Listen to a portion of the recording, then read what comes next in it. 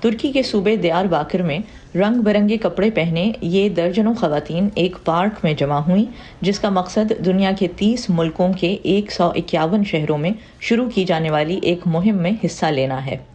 اس کا نام fancy women bike ride ہے، اور اس مہم کا مقصد ہے کہ شہروں میں سائیکل چلانے کو عام کیا جائے، اور ساتھ ہی یہ بھی بتایا جائے کہ کچھ ملکوں میں موجود غلط تاثر کے برعکس محض مرد ہی نہیں، خواتین بھی سائیکل چلاتی ہیں۔ میں سائیکل پر کافی سفر کرتی ہوں، لیکن دیار بکیر میں اس بارے میں کوئی آگہی نہیں ہے۔ جب وہ ایک بائیسیکل دیکھتے ہیں تو فوراً ہارن بجا دیتے ہیں۔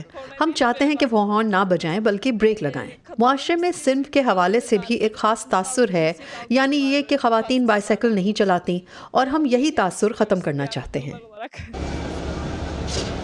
مہم کے آغاز سے پہلے کچھ سائیکل سواروں نے اپنی سائیکلوں پر غبارے، گڑیاں اور جامنی رنگ کے ربنز لگائے تاکہ خواتین کی جدوجہد کی عکاسی ہو سکے۔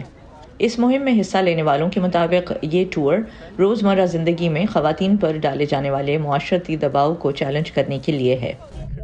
ہم خواتین ہر طرف ہیں، آج ہم اپنی بائکس پر ہیں، کل ہم کہیں اور ہوں گے، اسی لیے ہم یہاں ہیں۔ اس ٹور کے دوران خواتین نے نعرے بازی کی اور گیت بھی گائے۔ اس مہم کا آغاز ترکی کے مغربی صوبے ازمر میں 2013 میں ورلڈ کار فری ڈے کے موقع پر ہوا تھا، پھر یہ دنیا بھر میں صرف خواتین کے لیے سائیکلنگ کو فروغ دینے کی مہم کی صورت میں پھیل گئی۔ یہ ازمر سے شروع ہو کر ساری دنیا میں پھیل جانے والی فینسی ویمن بائک رائیڈ نامی مہم ہے۔ ہم کسی بھی گروپ سے منسلک نہیں ہیں، اور یہاں ہر شخص کی اپنی انفرادی پہچان ہے۔ اس مہم کے کچھ مخصوص مقاصد ہیں، مثلاً سائیکل چلانا، معاشرے میں خواتین کی موجودگی کا احساس دلانا، مستقبل کے لیے صاف ستھری دنیا بنانا، اور ماحولیاتی تبدیلیوں سے نمٹنا۔ تاہم ان خواتین کو سائیکل پر یہ سفر انتہائی سخت سیکیورٹی کے انتظامات میں کرنا پڑا۔ پولیس نے یہ انتظامات کچھ قدامت پسند مذہبی تنظیموں کی جانب سے رد عمل سامنے آنے پر کیے تھے۔ سائیکل سوار خواتین نے اختتامی لائن پر پہنچنے کے بعد باقی کا دن ناچ گا کر گزارا۔